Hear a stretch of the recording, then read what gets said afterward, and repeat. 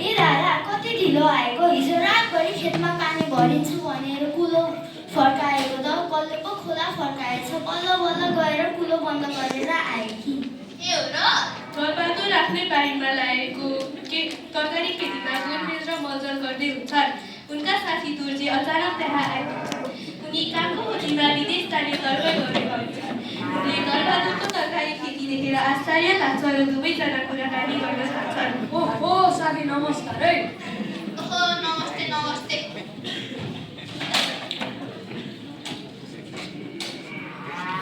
गाई बस्तु घोकाएछ।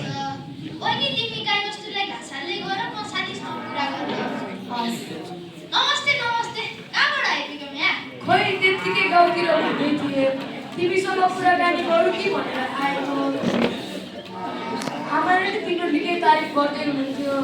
आफू त विदेश जान आएको आफूसँग केही प्रगति जस्तो लागेन। ए तिमी विदेशमा जान लागेको? यही बसेर केही न केही काम गर्न मिलिहाल्छ नि। जे काम गरे पनि हुन्छ। काम सानो ठुलो हुँदैन। आखिर म पनि 2 वर्ष विदेश गएर फर्किएको हो।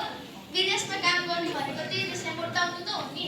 विदेशमा न आफ्नो श्रम र पसिना बगाउँदा न आफूलाई फाइदा न देशलाई। विदेशमा पनि आफ्नै किसिमका समस्या छन् नि।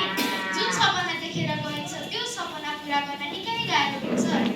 खाडी मुलुकको रुमाउलो गर्नुमा पसिना बगाउनु भन्दा आफ्नै देशमा पसिना बगाउनु राम्रो होइन र? कुरा त मैले तिम्रो धेरै सुने साथी, तर हामी जस्तो युवालाई नेपाल सरकारले कस्तो कार्यक्रम आयोजन गरेको छ मलाई बताएर सहयोग गर न साथी।